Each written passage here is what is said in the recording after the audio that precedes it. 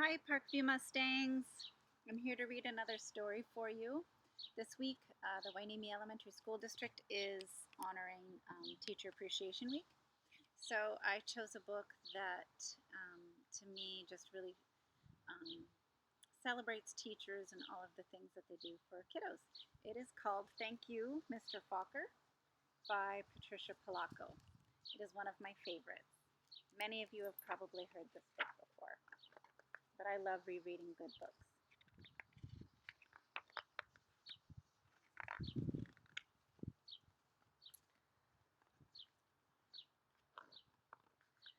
The grandpa held the jar of honey so that all the family could see, then dipped a ladle into it and drizzled honey on the cover of a small book. The little girl had just turned 5. "Stand up, little one," he cooed. "I did this for your mother, your uncles, your older brother, and now you." Then he handed the book to her. "Taste." She dipped her finger into the honey and put it into her mouth. "What is that taste?" the grandma asked. The little girl answered, "Sweet." Then all of the family said in a single voice, "Yes, and so is knowledge. That knowledge is like the bee that made that sweet honey. You have to chase it through the pages of a book." The little girl knew that the promise to read was at last hers. Soon she was going to learn to read.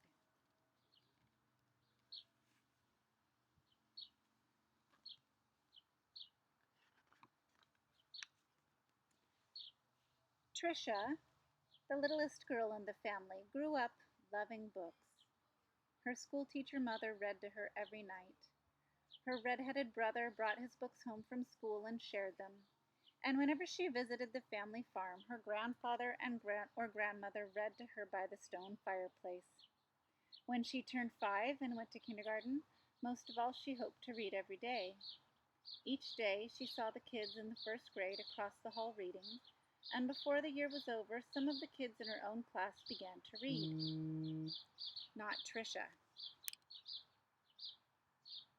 Still, she loved being at school because she could draw. The other kids would crowd around her and watch her do her magic with the crayons. "In first grade you'll learn to read," her brother said.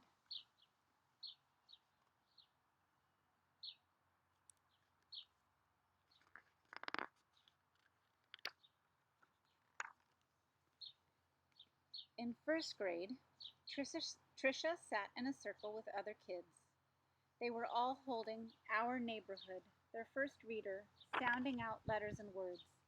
They said b, b, oi, boy, and l, l, ook, look.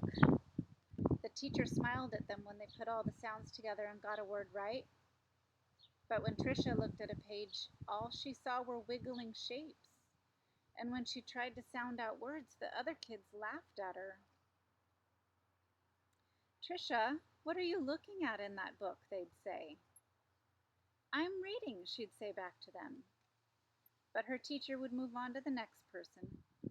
Always, when it was her turn to read, her teacher had to help her with every single word. And while the other kids moved up into the second reader and third reader, she stayed alone in Our Neighborhood. Tricia began to feel different. She began to feel dumb.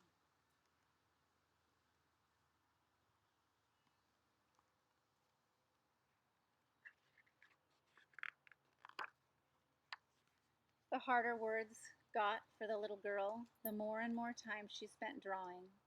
How she loved to draw, or just sitting and dreaming, or when she could, going for walks with her grandmother. One summer day, she and her grandma were walking together in the small woods behind their farm. It was twilight. The air was sweet and warm. Fireflies were just coming up from the grasses. As they walked, Tricia said, "Grandma, do you think I'm different?" "Of course," her grandma answered. "To be different is the miracle of life. You see all those little fireflies? Every one is different." Do you think I'm smart? Trisha didn't feel smart. Her grandma hugged her. You are the smartest, quickest, dearest little thing ever. Right then, the little girl felt safe in her grandma's arms. Reading didn't matter so much.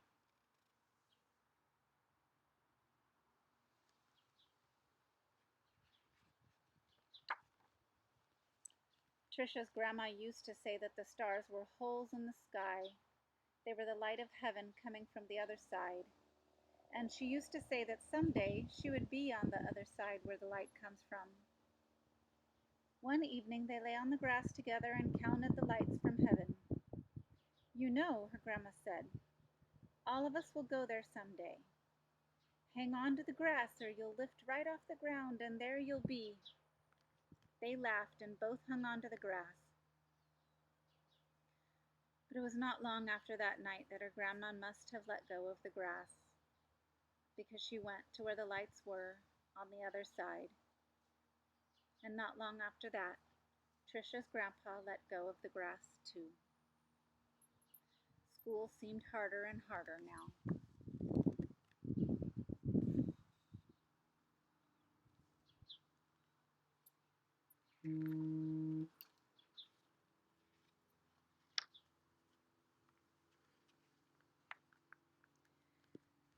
Reading was just plain torture.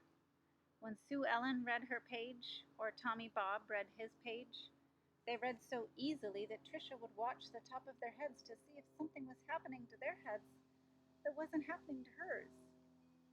And numbers were the hardest thing of all to read. She never added anything right. Line the numbers up before you add them, the teacher would say. But when Trisha tried, the numbers looked like a stack of blocks, wobbly and ready to fall. She just knew she was dumb. Then one day her mother announced that she had gotten a teaching job in California, a long way from the family farm in Michigan.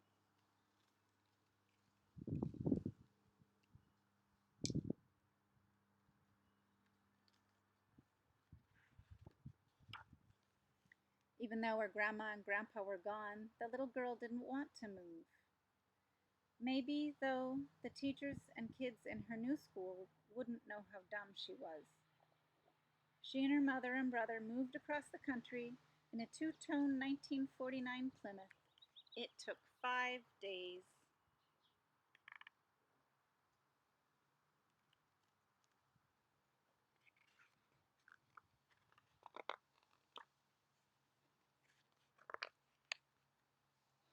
But at the new school, it was the same. When she tried to read, she stumbled over words. The cat, cat, cat, r, r, ran? She was reading like a baby in the third grade. And when her teacher read along with them and called on Trisha for an answer, she gave the wrong answer every time. Hey, dummy, a boy called out to her on the playground. How come you're so dumb? Other kids stood near him and they laughed. Trisha could feel the tears burning in her eyes. How she longed to go back to her grandparents' farm in Michigan.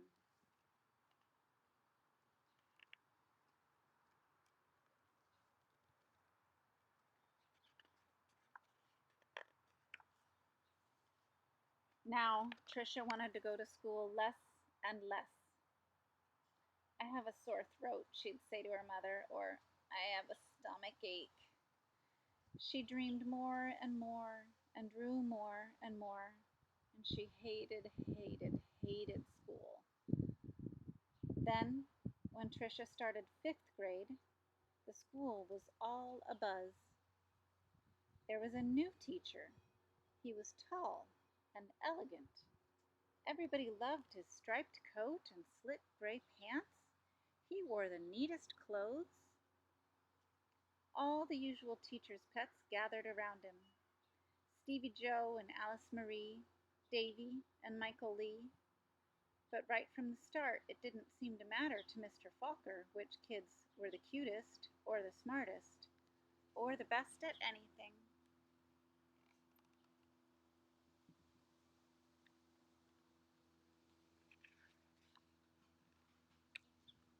Mr. Falker would stand behind Tricia whenever she was drawing and whisper, "This is brilliant, absolutely brilliant. Do you know how talented you are?" When he said this, even the kids who teased her would turn around on their seats and look at her drawings, but they still laughed whenever she gave a wrong answer. Then, one day, she had to stand up and read, which she hated. She was stumbling through a page in Charlotte's Web, and the page was going all fuzzy when the kids began to laugh out loud. Mr. Falker, in his plaid jacket and his butterfly tie, said, "Stop! Are all of you so perfect that you can look at another person and find fault with her?"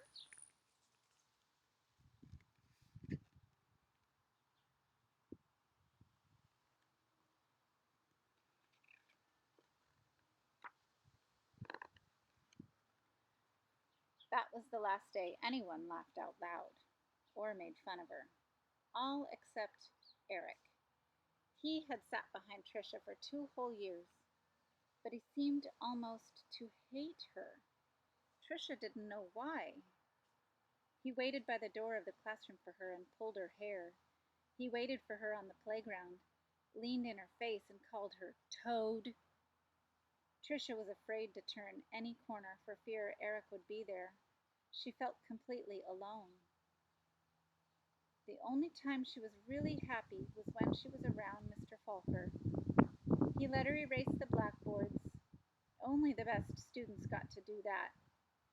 He patted her on the back whenever she got something right, and he looked hard and mean at any kid who teased her.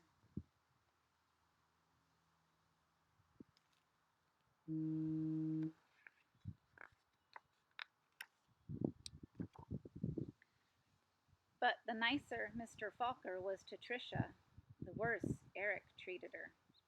He got all the other kids to wait for her on the playground or in the cafeteria or even in the bathroom, and to jump out and call her stupid or ugly. And Tricia began to believe them. She discovered that if she asked to go to the bathroom just before recess, she could hide under the inside stairwell during the free time and not have to go outside at all. In that dark place, she felt completely safe.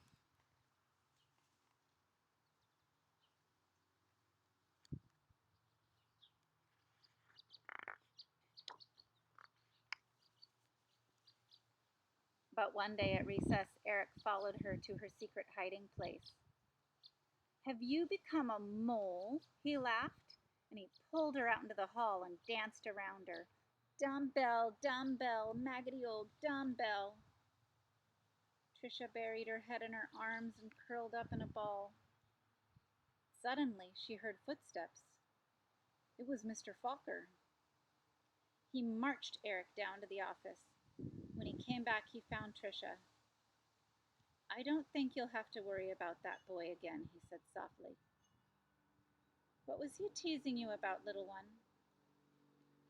"I don't know," Tricia shrugged.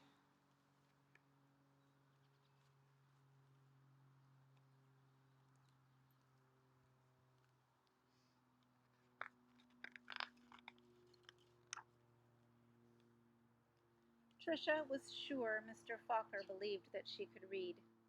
She had learned to memorize what the kid next to her was reading. Or she would wait for Mr. Falker to help her with a sentence. Then she'd say the same thing that he did. "Good," he would say. Then one day Mr. Falker asked her to stay after school and help wash the blackboards. He put on music and brought out little sandwiches as they worked and talked. All at once he said, "Let's play a game. I'll shout out letters. You write them on the board with the wet sponge as quickly as you can." "A," he shouted. She wiped a watery A. "8," he shouted. She made a watery 8. 14, 3, D, M. Q, he shouted out. He shouted out many, many letters and numbers. Then he walked up behind her, and together they looked at the board. It was a watery mess. Tricia knew that none of the letters or numbers looked like they should. She threw the sponge down and tried to run.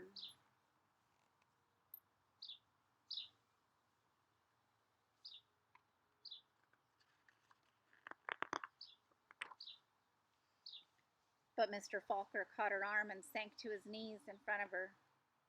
"You poor baby," he said. "You think you're dumb, don't you? How awful for you to be so lonely and afraid." She sobbed. "But, little one, don't you understand? You don't see letters or numbers the way other people do. And you've gotten through school all this time and fooled many, many good teachers." He smiled at her. "That took cunning and smartness and such bravery." Then he stood up and finished washing the board. "We're going to change all that, girl. You're going to read. I promise you that."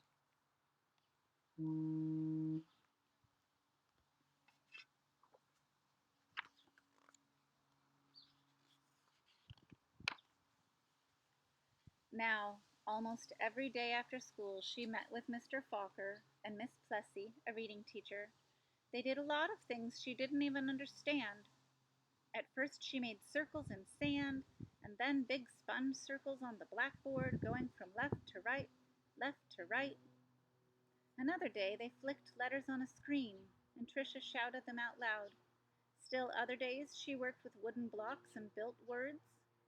Letters, letters, letters, words, words, words, always sounding them out, and that felt good. But though she'd read words, she hadn't read a whole sentence, and deep down she still felt dumb. And then one spring day, had it been 3 months or 4 months since they had started, Mr. Falker put a book in front of her. She'd never seen it before.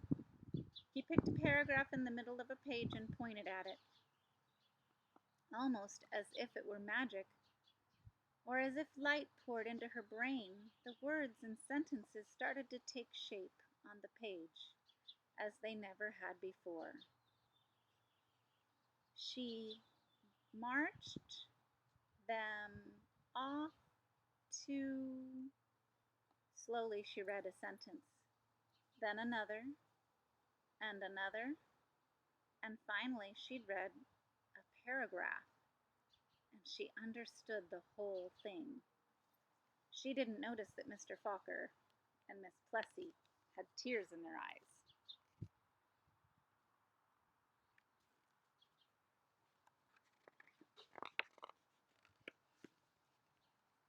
That night, Tricia ran home without stopping to catch her breath. She bounded up the front steps, threw open her front door, and ran through the dining room to the kitchen. She climbed up on the cupboard and grabbed a jar of honey. Then she went into the living room and found the book on a shelf, the very book that her grandpa had shown her so many years ago.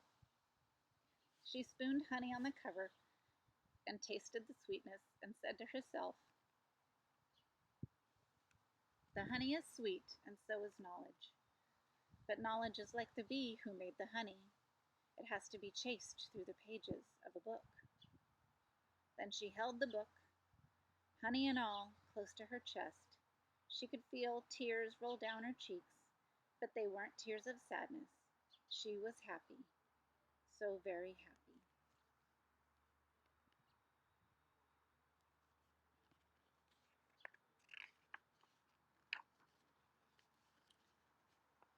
The rest of the year became an odyssey of discovery and adventure for the little girl.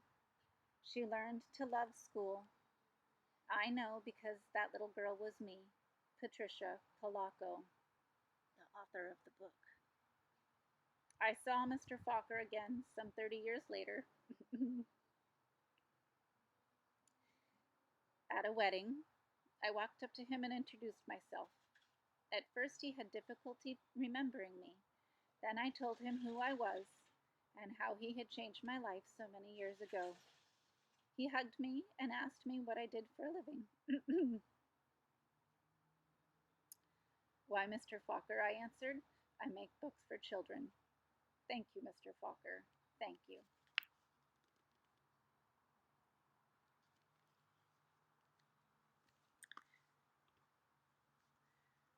It's a long story, but it's just one of my favorites, and I hope you enjoyed it too. So I hope all of you say Happy Teachers Appreciation Week when you meet with your teachers this week, and just give them your thanks for all of the hard work that they are doing for you, especially right now. Bye, everybody.